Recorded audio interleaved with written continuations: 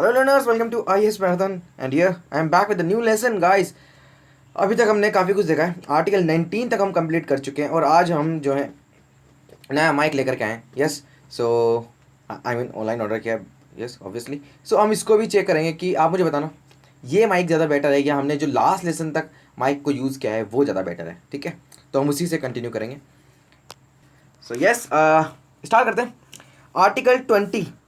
So article 20 में basically है कि आपके protection in respect of convictions for the offences. चलो मान लो किसी ने कुछ ऑफेंस किया, हाँ, which is mention in the IPC, CRPC, CPC और हमारे कॉन्स्टिट्यूशन के खिलाफ मान लीजिए कोई ने कुछ भी किया, तो आर्टिकल 20 के अकॉर्डिंग उसका कन्विक्शन होगा और उसको बेसिकली उसका प्रोटेक्शन दिया जाएगा। क्योंकि अब अगर आपका कोई ऑफेंसर है या फिर जिसने गलती की है, क्राइम किया है, उसका भी तो कुछ राइट्स होता है ना। सो आर्टिकल 20 बताता है उसके अंदर, और इसका मतलब है against arbitrary and excessive punishment to an accuse of a person. याद रखना ये अक्यूज है यहाँ पर, है ना। अगर इल्ज़ाम लगा किसी पे तो एक्सेसिव पनिशमेंट भी नहीं मिलेगी और आर्बिट्रेरी भी नहीं होगा। सो चाहे वो सिटीजन हो, फॉरेनर हो, लीगल पर्सन हो, ठीक है। सो इसके अंदर 3 प्रोविजंस हैं मेनली, है ना। सो पहला है no ex post facto law. Second, no double jeopardy. Oh हो गाइस, बिलीव मी 2020 में CDS के क्वेश्चन में पूछा गया था, पेपर में पूछा गया था 2020 में, जो फेब्रवरी में हुआ था। बहुत ही इंपॉर्टेंट था। जो पढ़ करके गया ना आर्टिकल 20 उसने किया अच्छे से, बाकी जो नहीं पढ़ करके गया था उसने इसको गलत कर दिया। यस, सेकंड आपका नो डबल जुबाड़ी। फाइनल है आपका नो सेल्फ इंक्रिमिनेशन। ठीक है, अब देखो फर्स्ट का मतलब क्या है, नो एक्स पोस्ट फैक्टो लो। देखो इसके अंदर 2 बातें हैं। इसके अंदर पहला है कि अगर किसी ने ऑफेंस किया है ना, मान लीजिए, इसका मतलब है कि वह मतलब पर्सन जिसने कोई ऑफेंस किया है, ठीक है, या लॉ को वायलेट किया है, तो उसका लॉ का इन फोर्स में होना, यानी कि उसका अप्लाई होना, इसका एग्जीक्यूट होना उस टाइम पर जिस टाइम पर उसने एक्ट किया है बेसिकली, ठीक है, ऑफेंस किया है, वो उसका लॉ का इन फोर्स होना बहुत ज़रूरी है, तभी उसके अंदर इसको चार्ज किया जाएगा। सेकेंड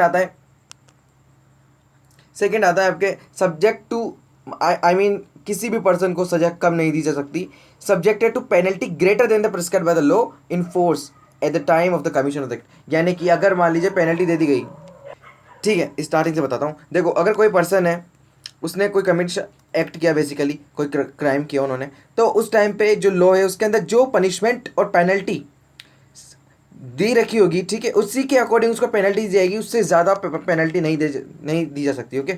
सेकेंड आता है नो डबल जुबाड़ी। इसका मतलब है किसी भी पर्सन को एक क्राइम के लिए एक से ज़्यादा बार प्रोसिक्यूट और पनिश नहीं किया जा सकता, ठीक है। थर्ड आता है आपका नो सेल्फ इंक्रिमिनेशन। किसी भी पर्सन को, no person accused of any person shall be compelled to be a witness against himself, यानी कि अपने ही खिलाफ उसको विटनेस नहीं बनाया जा सकता, कंपेल नहीं किया जा सकता। ये बहुत बार होता है पुलिस कस्टडीज़ में, ठीक है। अब यहाँ पर इसका प्रोविजन पढ़े बेसिकली, अगर हम फर्स्ट प्रोविजन को लेकर के चलें इधर, तो एक्स पोस्ट फैक्टो लॉ का मतलब ही ये होता है कि मान लीजिए, देखो टाइम सबसे इंपॉर्टेंट चीज़ है यहाँ पर। टाइम क्या, ऑफेंस करते वक्त वो जो लॉ था वो इन्फोर्स था क्या, ये पहली बात आती है। सेकंड, इसके अंदर ये कहते हैं कि एक्स पोस्ट फैक्टो लॉ क्या होता है, वो ऐसे लॉ जो पेनल्टीज इंपोज कर सकते हैं रेट्रोस्पेक्टिवली। रेट्रोस्पेक्टिव का मतलब क्या होता है, इसका मतलब होता है कि ऐसे एक्ट जो पहले किए जा चुके हों और उस, या फिर जो एक्ट पहले किए जा चुके हैं उसके अलावा पेनल्टीज को इंक्रीज किया जा सकता है क्या। तो ये बहुत इंपॉर्टेंट बात है। अब यहाँ पर ये कहते हैं कि ये जो हमारा आर्टिकल 20 है, ये ऐसे लॉज को प्रोहिबिट करता है, ठीक है, ऐसे लॉज को प्रोहिबिट करता है जो कहते हैं एक्स पोस्ट फैक्टो लॉ होना चाहिए, ठीक है, नहीं होना चाहिए। यहाँ पर हमने ऊपर ही पढ़ाया अभी।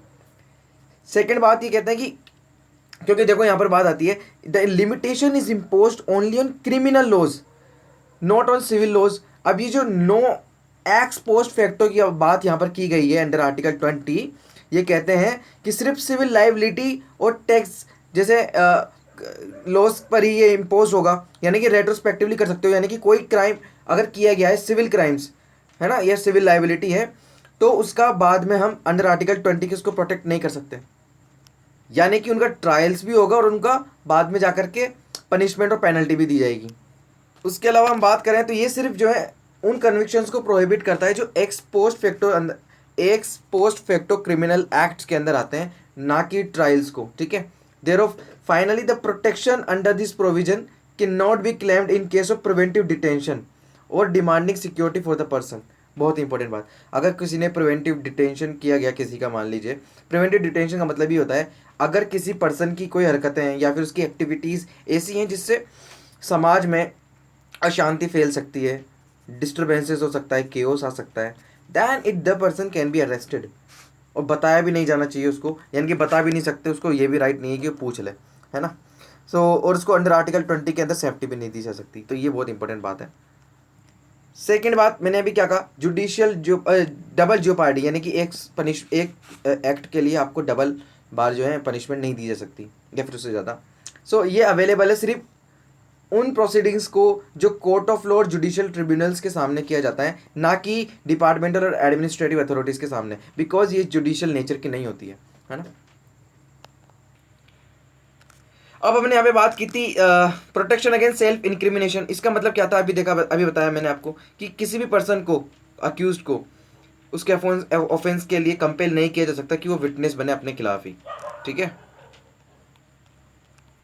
तो ये जो आपका प्रोटेक्शन दी जाती है अगेंस्ट द सेल्फ इंक्रिमिनेशन, ये आपका सिर्फ जो ओरल एविडेंसेस और डॉक्यूमेंट्री एविडेंसेस हैं यहाँ तक एक्सटेंड होता है, ना कि compulsory production of the material objects या फिर जो थंब इंप्रेशन होता है, स्पेसिमिन सिग्नेचर्स होते हैं, ब्लड स्पेसिमिन्स होते हैं, तो यहाँ तक ये एक्सटेंड नहीं करता है। और ना कि जो आपका compulsory exhibition of the body होता है, ये इन सब के सामने ये आपका प्रोटेक्शन नहीं देता है, ठीक है। Further it extends only to the criminal proceedings, ना कि सिविल प्रोसीडिंग्स में, ठीक है।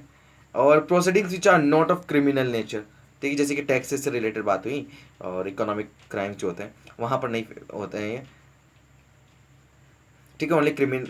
ओनली क्रिमिनल प्रोसीडिंग्स तक ही ये आपको प्रोटेक्शन दी जाती है against the self incrimination. Next आती है आपके बाद आर्टिकल 21। सो आर्टिकल 21 जो है वो हम नेक्स्ट लेसन में देखेंगे, ठीक है। सो जब तक के लिए stay tuned and have a nice day and please keep sharing and keep supporting and मुझे बताना कौन सा माइक अच्छा है, लास्ट लेसन तक हमने जो यूज़ किया था या फिर ये वाला, है ना। So keep learning and keep watching and keep sharing please. So मिलते हैं अगले लेसन में, जब तक के लिए stay tuned and have a nice day.